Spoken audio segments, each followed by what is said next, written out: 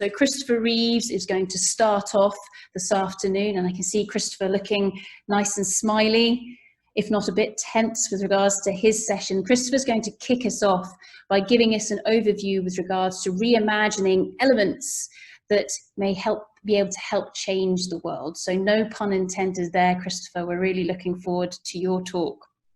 Thank you very much. And thank you for this opportunity to start what is surely a fascinating series of talks on responsible raw materials, covering insights from people that very literally are deep into the rocks and weeds of the industry, through to the views of changes and expectations from markets, investors and society. At the outset, I would like to say that I feel our current shared experience of the pandemic will only increase our focus on the role of natural capital.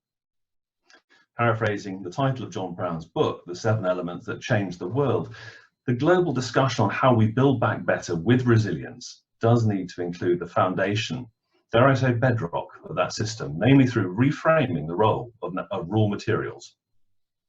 So will leaders and business go back to doing things they were before the pandemic? Clearly not. There are equally wider systemic issues at play beyond the current crisis, and taking a quote from a recent discussion, unlike COVID-19, we won't be able to find a vaccine for climate change. As an optimist for the future, seeing the human capacity for ingenuity means that I see growth and transformation from this crisis. Rather than just relying on a trust but verify type model, the global nature of this crisis and our industry means that we need to ensure trust also comes through relationships and collaboration. If current miners cannot meet demands, the market will find a way through new business models. The sources and uses of our raw materials are key to the demands of a circular economy, where primary resource remains important, although often misunderstood. With low carbon products coming to market and consumer product companies like Apple making bold statements on the use of raw materials and recycled materials, the careful management of available resources is both a business and a consumer issue. This is not about stopping extractive activity, as along with the economic benefits of natural capital, there remains a need for transparent, pure inputs, where uncontaminated material streams increase the collection and redistribution efficiency whilst maintaining quality, particularly of technical materials, which in turn extends product longevity and increased material productivity. In a statement on 6th of May this year, the International Energy Agency talked about clean energy after the COVID-19 crisis and said that a renewed focus on material supplies and mineral supplies is vital for the accelerated energy transition. The mining industry went into the current crisis in a financially good position, having worked through a lot of structural inefficiency and poor capital management issues in the 2013-15 crash. Much of the response to that crisis was focused on operations and financial structures. Where the global pandemic has focused the attention is on social issues.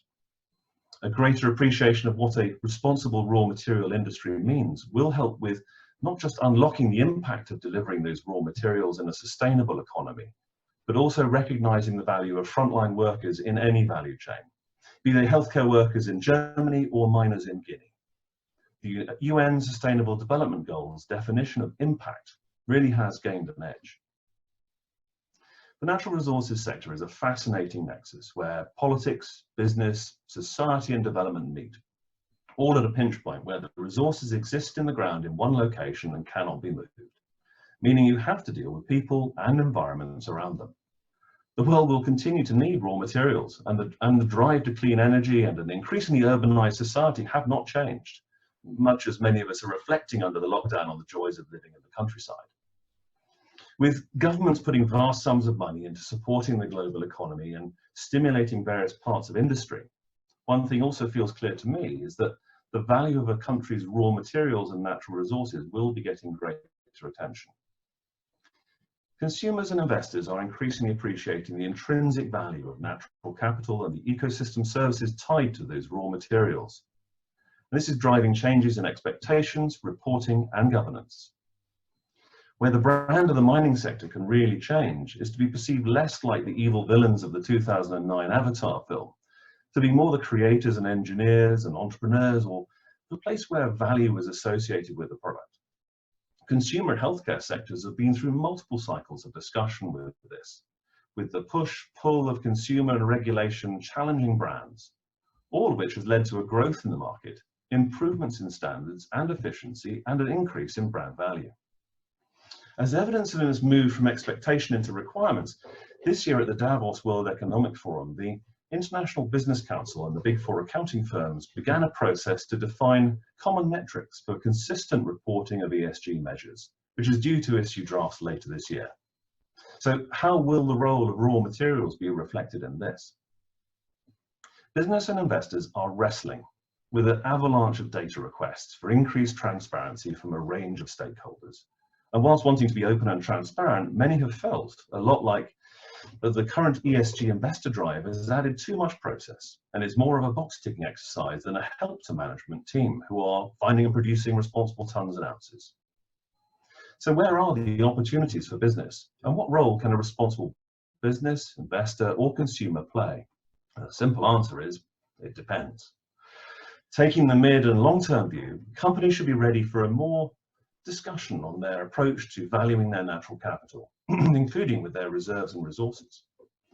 This valuation is extending from how they manage their mines from exploration to closure, the way they negotiate licenses, royalties, transfer pricing agreements, and the impact of any sustainability programs, particularly looking at local supply chains and community engagement. The news of the setup of the first cobalt and Glencore refinery in Canada illustrates how supply chains are intrinsically linked to global trade and politics, and that access to raw materials is again changing the way we do business. The operational aspects of efficiency, waste reduction, recycling, life cycle assessment, maintenance, or chemicals management are all relatively well understood by the industry, if not always best accomplished or described.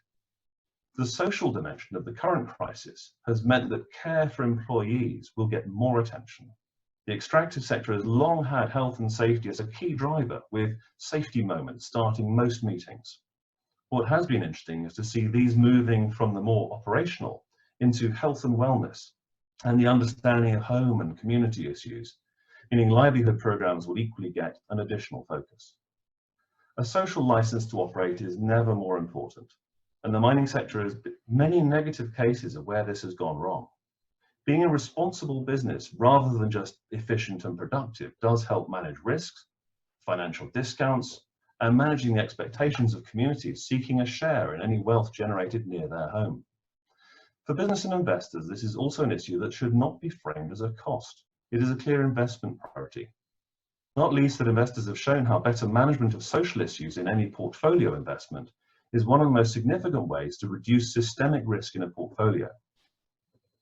Furthermore, with 2020 described by the UN as a year for nature and biodiversity, the UN Chief Antonio Guterres has spoken at length on safeguarding issues for nature.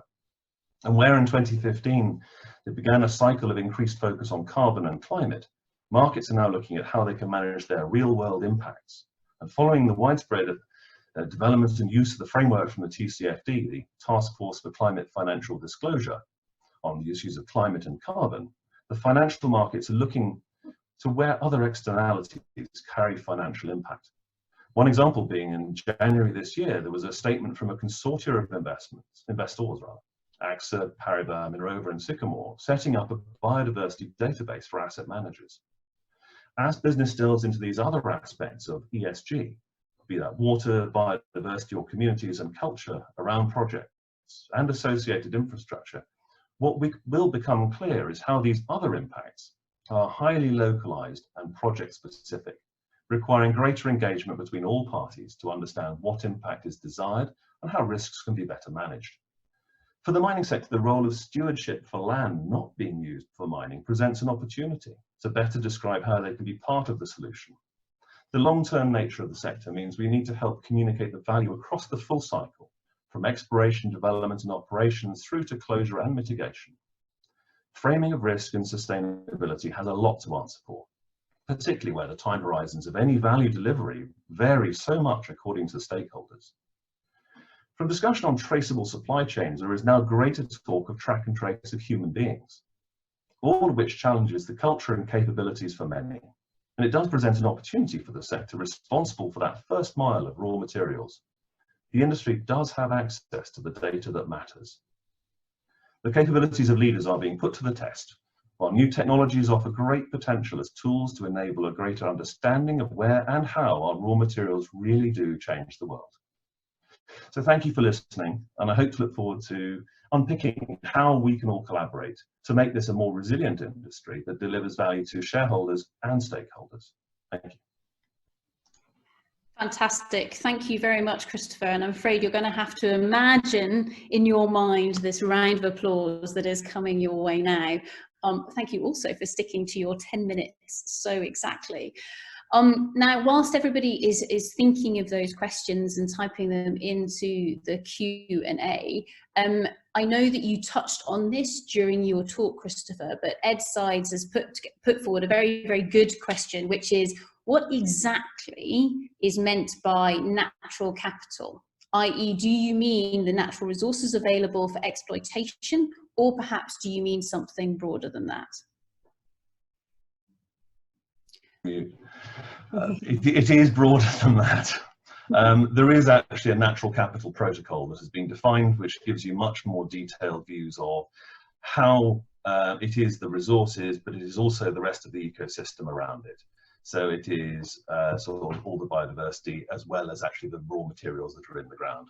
And that is something that is coming through in sustainability understanding. And I should apologize, I should have said natural capital is much more of a defined thing on a broader thing than just metals and minerals.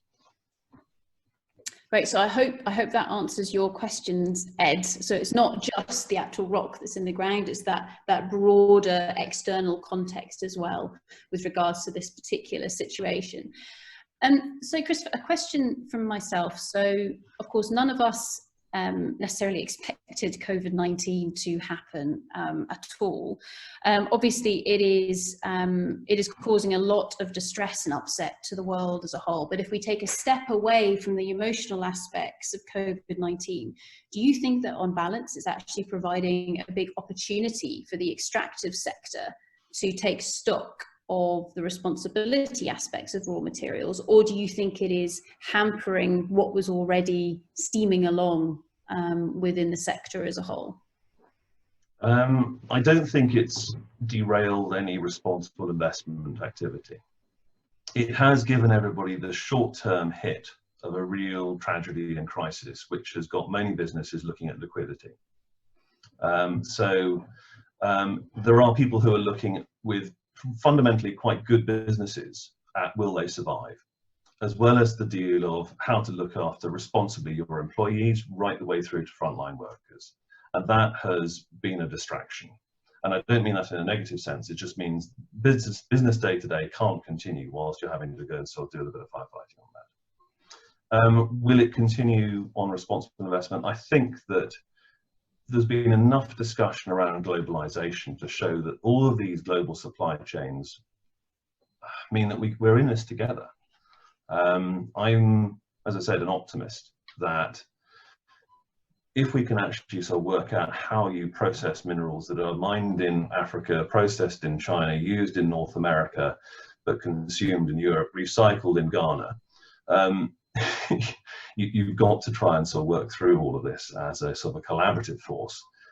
There are two different responses you can have to this. You've got countries and people who can go for this as a blow everybody else, we'll survive ourselves, we'll look after ourselves. Or we have the much more collaborative response of, look, let's just share vaccine knowledge, let's just share best practice, share some ideas about what can work. Because unlike some of the previous financial crises, there's not a structural issue around many of the industries. It has highlighted some of the zombie companies that are being kept alive. But fundamentally, there's an enforced supply and an enforced demand restriction on the industry. But behind it all, as I said, there's some systemic issues which are continuing. And I think that it has just given the mining industry an opportunity to have some time to think before continuing. So with regards to those systemic issues, Christopher, what do you think, where do you think we might want to start? So as we're seeing the sectors get back up and running again, and we're seeing those supply chains get back up and running, what do you think are some of those systemic issues that we will be able to tackle right now or in the near future? Going into the crisis, whilst I said the sector is quite robust financially, it is considered potentially undervalued in terms of sort of, do people appreciate what goes into getting those tons and ounces out of the ground? To get that valuation correct, the industry needs to tell a better story. It's not a very good sector for doing that. Adapting new business models, adapting new processes, adapting new technologies. They would say it's good, but I think that they are still quite slow. What could we do better? No, I think that there's plenty for the sector to sort of live up to in the future. There's going to be some M&A in some sectors like gold, which is quite popular at the moment, store of wealth, and many of the other sectors are quite neutral. But I think that sorry, a train of thought just momentarily went there. But I think that from a sort of ESG perspective, the challenge of real world impacts from investors, they're facing the challenge of greenwash, where they're investing in projects where they're not quite sure what the actual impact is. They're saying they're being responsible, but what does that actually mean when you get into it? So carbon and climate, to my mind, is a lovely global issue that we all need to address, but it is quite a sort of a macro issue. But when you get into the projects, the social issues and the sort of the small externalities down at the project level are, and I've had this conversation with a number of asset managers, investment officers, chief investment officers, it's such a fast-paced move around ESG, and they are often good financial asset managers, great financial investors, but they don't have capital project experience, and why should they? So how do you build that in to get that proper diligence around, are you being a responsible investor? Great, thanks, Christopher. So the questions are now coming in thick and fast, you'll be glad to know. I'm going to just start with one that builds on what you were saying about the green credentials, perhaps, of the investing side. So this comes from Sandra. So, and warning, it's quite a long question. For the mining sector to be a resilient industry, shouldn't efforts be implemented towards consumer behaviour? I make this question because everyone says that we must make the green transition, but by reducing the consumption won't make a bigger effect. And shouldn't mining do something in that direction linked in with geoethics? So I think this is a question around, okay, what can consumers be doing, if anything, with regards to the nature with which our raw materials are extracted, processed, bought and sold? So what can consumers be doing, Christopher? There's loads of things. Employees of mining companies are also consumers. You have people in the more consumer-facing parts of the mining industry have been really addressing this for a while. Diamonds. And they've sort of been looking at the brand value of what makes a responsible diamond, and a whole load of supply chain issues there. How does a consumer change behavior? Yeah, put pressure. Be a bit more active and vocal. Realize you've got to pay a bit more sometimes. The food industry has been through this. Where does your food come from? What makes good food? Do you like having food that, I mean, I think the example of someone using a cheap high street brand t-shirt, and they're quite happily going out there and thinking, okay, you're saying you want it to be ethic, but do you really think it costs you £1 to go and have a t-shirt made out of natural cotton and flown around the world? So I think that the idea of stakeholder capitalism is showing where a lot of activism is coming through. This is coming through in pressure, and you've seen that from the investors as well as from shareholders, as well as from NGOs and very powerful activist and extremist groups who are picking up on this. But consumers can be more positive. They can be shareholders in these industries. They can take a part in it. They can share the benefits and play a role in the shareholder meetings. You can also go as a consumer to the person who is selling you the product and say, where does this come from? Ask the question. Get them to feel difficult about it. So I think it's just being curious, ask questions, get involved. Brilliant. So with that, Christopher, thank you very, very much. I think that be curious, ask questions, get involved is a really key takeaway that you finished on there from your talk. Thank you very, very much. And another virtual round of applause from all of us sitting wherever we are around the world. Thank you very much. Brilliant.